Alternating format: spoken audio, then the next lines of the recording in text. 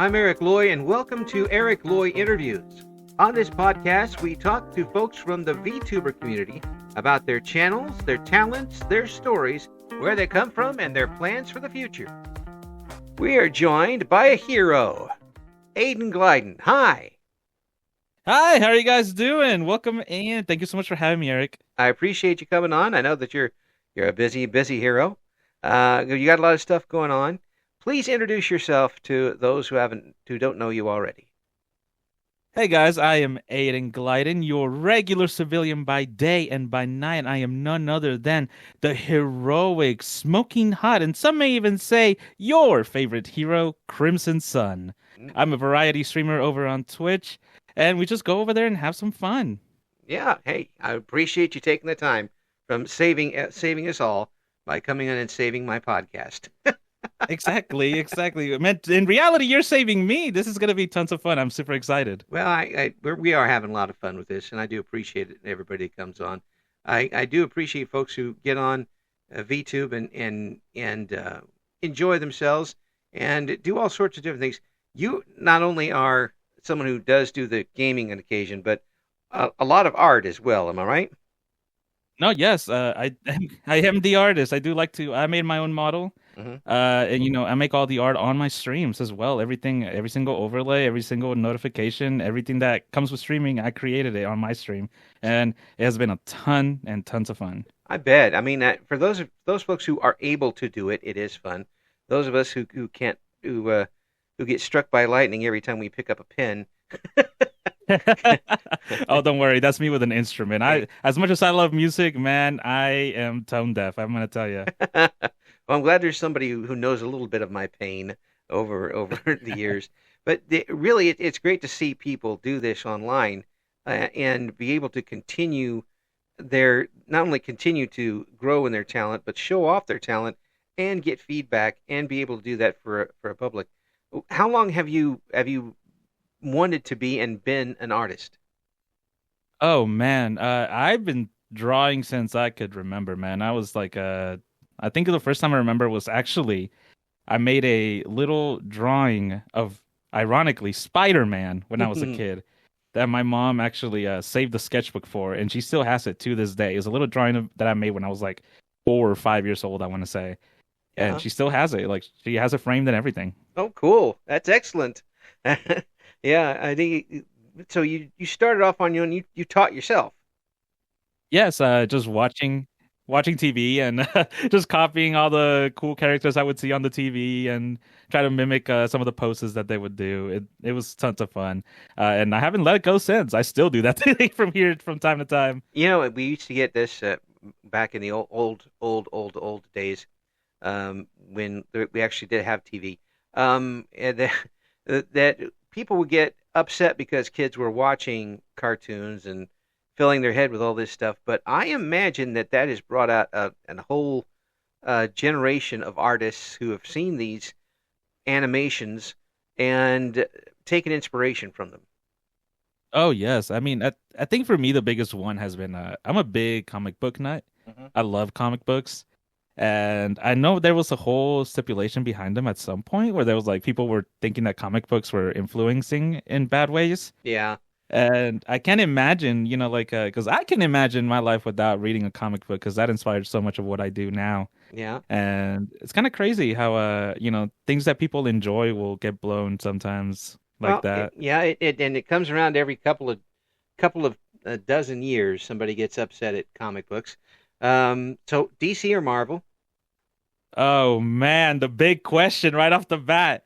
I have to say Marvel. I grew up with Marvel over DC. I do like some DC characters. I know it's probably going to start a war, but No. I I am a understand. Marvel nut. I understand. I understand. There has to be some folks like myself who like the DC better. But that's just the way it was. I grew up with Superman, so that's yeah, it's okay. I understand because the once you get into something like that, you really enjoy it, you stick with it. It's very tough to enjoy. But it sounds like that you were kind of influenced more along the style of if it took comic books, the Marvel style is much different than the DC style. No, yes, it is. Marvel style, I feel like has been a lot more colorful and a lot, a lot more less heavier on the line art Hmm. opposed to DC. And I love, don't get me wrong, I love them both. I've always preferred Marvel's art style, and I've also always kind of like liked their whole storytelling, Hmm. kind of like how I did with my VTuber, as in, I'm just a regular civilian, Yeah. like I'm just a regular guy until the situation calls for it, and then I put on my, outfit. Outfit. and, Yeah. and really that's a lot of fun. It's good to see that you are kind of living what you in doing this VTubing in general. You're kind of living kind of a dream a little bit in doing so. Oh yeah, you know what's so funny about that? I had because obviously we're VTubers and we try not to let our quote unquote secret identity out. Right. Uh, so it's very funny to see that I decided to go with a superhero and a VTuber where I have to keep my personal life separate from the business life. So you just made that extra level of complexity onto it is what you did. Exactly. It's man, it's so crazy because people ask me like, hey Aiden, you haven't hung out in a while. Where are you? And I have to be like, oh, I don't know. I'm busy. You But know. there are a lot of are there people that you know that you're doing the VTubing thing? Yes, actually. Very funny story about that. I'm actually a one superhero amongst three at the moment. Ah, Here about to add a fourth. oh, okay. Uh, I do run a, superhero agency, which is just called the Hero Agency, and I have three other superheroes along with me, which is Ellis von Adelberg and Zeofer, and we all have superpowers. We all have a super suit that we all transform into. When we're all put together, we look more like Power Rangers than anything. But hey, we'll take it. Hey, it's the economy is tough, and you just gotta go. Exactly. You gotta go with whatever's available and whatever's durable, and Exactly. And who said you can't look good in spandex? that's true. I believe me, everyone that I've ever met has told me I will never look good in spandex, and they're correct. They're absolutely correct. The um, making art at home and making art in front of people online are two completely different things. As in making that transition, have you sometimes felt extra pressure doing so with people looking over your shoulder? Oh man, I think any artist is gonna get this feeling because especially nowadays where we have Instagram and we have Twitter and anywhere else we could possibly post our art. You do have to kind of get accustomed to the idea that some people are just not gonna like your art, even though you spent so much time and effort into making this product. Hmm. It is, I think it is a mental hurdle that you have to cross because at the end of the day, you are gonna be your biggest critic. So you could have a piece that you could spend, like let's say 2 weeks on, but at some point you have to put down the pen and say, okay, this has to go out and people are gonna see it and people may judge it and you just kind of have to be okay with it. But in my experience, most of the time people tend to be really really kind. Yeah, You'll get like one or two bad apples, but even yeah, then it's all it is critiques that you can take to improve your art along in the long run. yeah. As long as it's critiques that are meant to do that, and not just, I hate art, I hate your stuff. You go back to drawing school, that type of thing. Yeah, Um, exactly. there's It's like plenty of those, and if you can let that yeah, there's slip off, difference. let that slip off your back, you're in pretty good shape. Um, but the still having it out there and showing it to the public. When you started drawing as a youngster, did you think that you would be able to make that transformation and be able to show people what you were doing? Oh, not at all. I kept drawing as a hobby. It wasn't until I discovered VTubing that I kind of started taking it a little more seriously. Hmm. And that wasn't that long ago. That was about 8, 9 months ago. Hmm. And ever since then, I kind of just I've been drawing for the fun of it, and eventually I realized I was like, well, I can actually use this skill for something else, and I kind of discovered VTubing, and then it just magically kind of meshed together. Now you're doing commissions. No, I am not at the moment, only because I do create all of my art for my personal streams. So Hmm. trust me, I am I am very busy with a lot of stuff. Uh, but at the for the meantime, no. But it is something I do want to do here in the future. Maybe not too far in the future. So if somebody were to say, throw a large bunch of money your way and ask you to do something, you would say, "No, I'm not ready to do that." Okay, see, now you're asking the hard question. See, I guess it would depend on the sum of money. I mean, I'm sure I'm not that busy for a couple stacks. No, really, it does make a difference whether you are confident enough in doing it, and you have to have the time to do it because you don't want to make the customer upset when something like that goes on. And I know Exactly. I've interviewed a lot of folks who are artists, and every single one is never satisfied with what they're done. Never. It's a common thing. Never. And I don't think I've ever been satisfied with anything I've created that I put out. It's a mental hurdle where you have to say, okay, that's it. You have to put something out at some point, you Hmm. know? And then you start regretting it. I could have Yeah, done exactly. that. With the abilities that you've shown and your interest in art, you are playing games online too. Have you found yourself while playing games looking at the art of the games and has that affected your enjoyment of games? Your criticism of art? Yes and no. It varies. With games, I'm not as critique with it. Only because, part of the game is also the music and the Right. gameplay. So there's a lot of elements that go into it. Now, if we're gonna talk about like if I'm watching a show, like an anime or a cartoon, Yeah. man, the amount of times I've had to stop myself from just tearing apart every single cell of animation has been insane. So, without naming any particular names of particular animations, except maybe this one, which one recently has gotten your goat?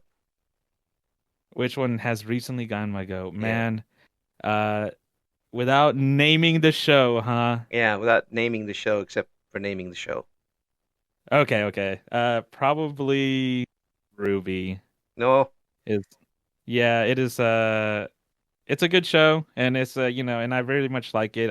I've never really liked the way they gone about their animation. Yeah. Does that affect what your liking of the show?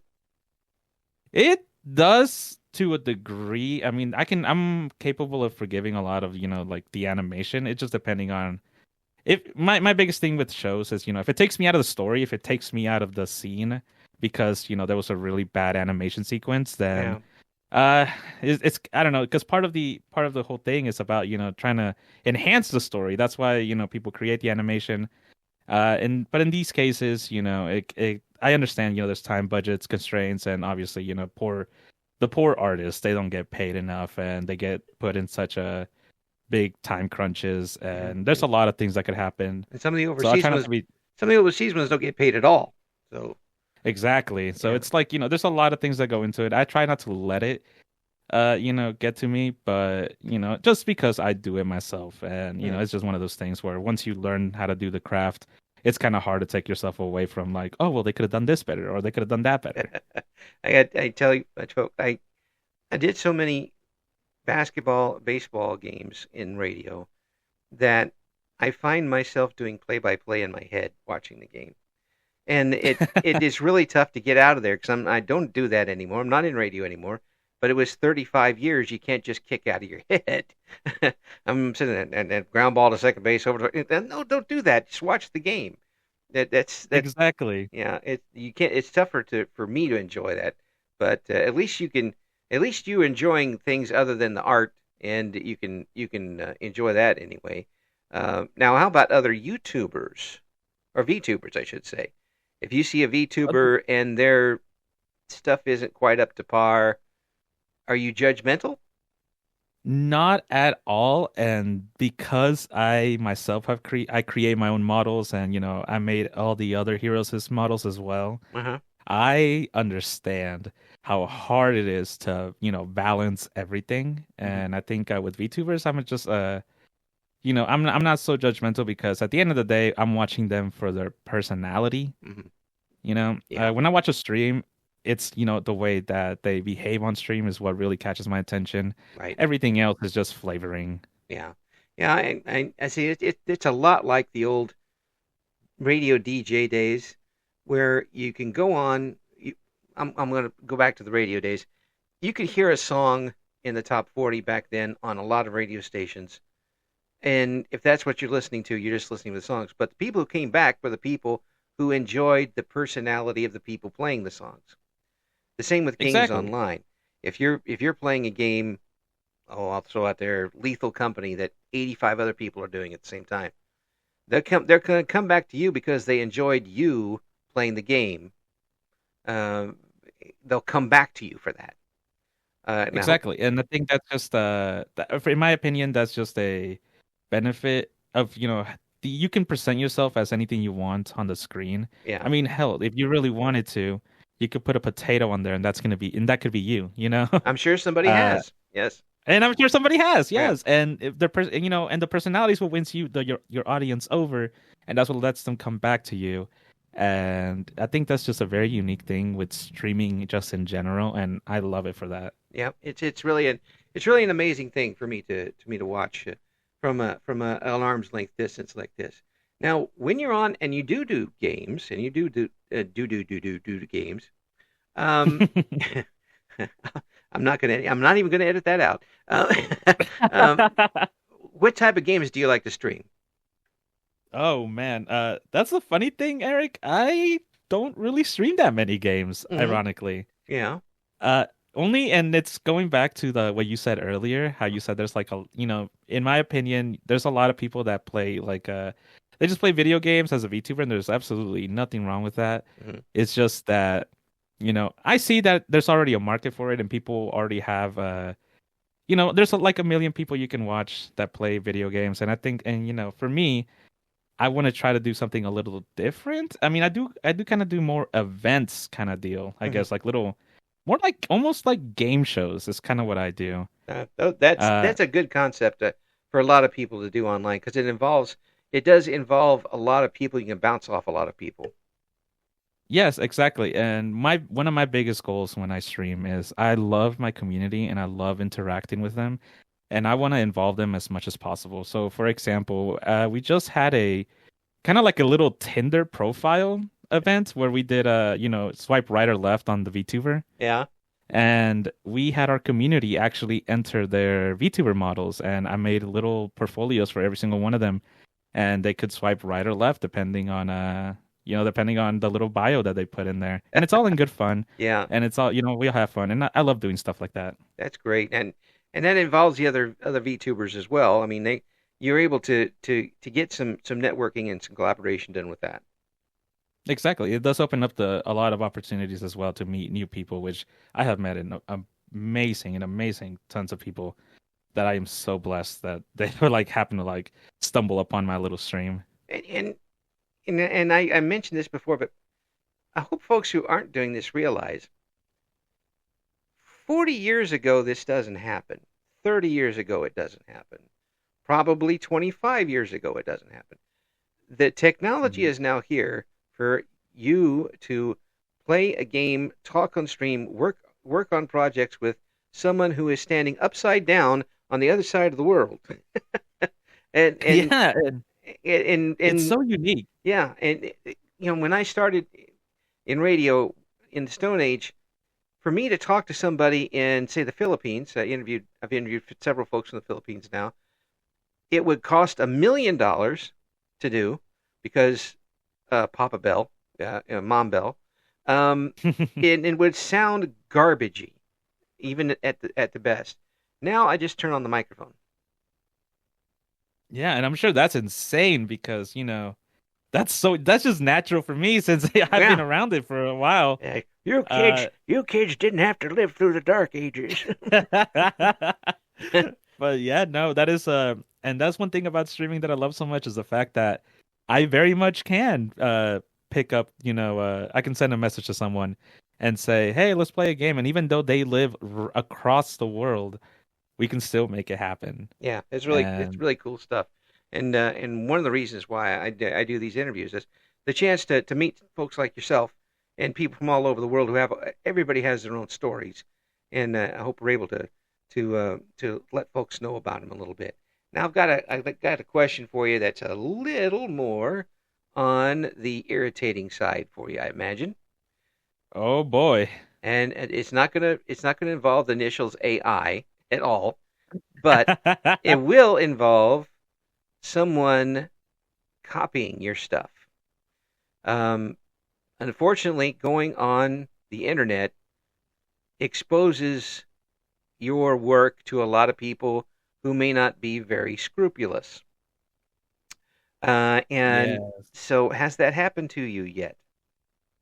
It actually has, but it happened before I was a VTuber. I actually used to do a bit of a character design from just to put out there to get my art, maybe just get a couple eyes on my art. And I actually had a gentleman take a piece of my artwork and claim it as his. Oh, And it was a weird experience, just because it kind of, for one, as an artist, you put so much time and effort into a piece of artwork that, someone can just grab and take away from you. And it's a weird feeling. And honestly, I it's a I don't know how to describe it because it is just such a weird feeling, but is it it also is it a go ahead. violation? Do you feel violated? Uh, Kinda. I mean, it's kind of like someone seeing. It's kind of like if you took so many, it's like you have your years of interviewing and you post your stuff, and then someone with a similar voice comes by and just puts their stamp on it, and then they kind of ship it out for you. It's a weird feeling. I'm not gonna lie though, it is a little flattering because it does make you feel like, oh well, my art was good enough for them to want to take it. Uh, silver lining. There's somewhere Uh, way down. You're like, yeah. yeah, exactly. It's just a little bit, just a little bit. I mean, you gotta find the silver lining in everything. Uh, it but it yeah, no, it would I know it's a mess too. yeah it can be really much so, and unfortunately, with that and the two initials that I mentioned before, it can get to be quite a rough road for you, and I hope you stay away from those potholes while you're doing it. Now, while you're on stream and you're creating on stream, do you get backseat artists in your chat? I I actually have not. I've been very lucky with that. I have not gotten backseat artists, but I have been in other streams where I have seen it, Mm. where I have seen it happen, and man, those guys are brutal. I would have used this shade. You're using the Yeah. wrong program. You should be doing this. It's not yours. It's mine. Go away. Yeah, exactly. And I know and the people that I've seen handle it, man, they handle it so professionally. I probably could never, but they are so professional with it. Uh it's kind of crazy how people will actually try to backseat artists even though art is just, it's up to interpretation. It's up to whatever you want it to be. Yeah, and that's not that's tough to. It's a concept that's tough to show people who aren't artists, Hmm. who aren't creative in that particular way, because um, there are a lot of things I've seen over the years that people have put up in frames, and I'm like, this is just terrible. I would not want it in my house. I don't know why anybody else would. But then somebody pays, $650 million for it because they think it is something. Uh, in art, one person's personal opinion doesn't always mean that much. Yeah, exactly. I mean, like, it's one of those things. Like, again, it's all up to interpretation. So everyone's opinion is going to be different. I'll tell you a funny one. When I just re-debuted and I had my new outfit that I showed off. Yeah. Well, my previous one, I had a blue jacket. Mm. And in this new outfit, I have a red jacket. And I actually had someone try to dissect what that meant. They were like, well, he was wearing the blue jacket, so that means he was a little more on the calm and collected side. But now he's all fiery and, spirited, and he's gonna go out and do great things. And in my head, I was like, dude, I just liked how the red looked. That would be a great And comic book though. yeah, exactly. And it's oh man, and now that you said that, that is something that it is on my goal here. By the end of this, if I can somehow publish a comic book or a webtoon of some sort, I think that'd be one dream checked off the bucket list. Oh, well, I'm not going to put anything past you because it sounds like you've got a good head on your shoulders, and you've got a good plan and a really good attitude about this. Oh, well, thank you very much. That's very kind of you to say. Yeah, and I think if folks, if you want to see what your hero is up to, we will have the links in the description for the interview, and you get some stuff going. You get that comic book going and everything. You let me know. We'll get you back on, and we'll promote it for you. Okay? Oh man, Eric, that would be amazing. I would love to. And I know that you guys are about to hit your 100th episode here. Yeah, it's crazy, isn't it? Yeah, it is. I can't wait to hear it. Yeah, it's coming up soon. We're very very close, and I certainly wouldn't have thought back in November when I floated the idea out there that so many folks would want to actually talk to the old man, and it's very heartening. And I do appreciate everyone and yourself for taking a little time for us. Very much appreciated. And let me know what's going on, and we'll let the folks know in the future know what's going on.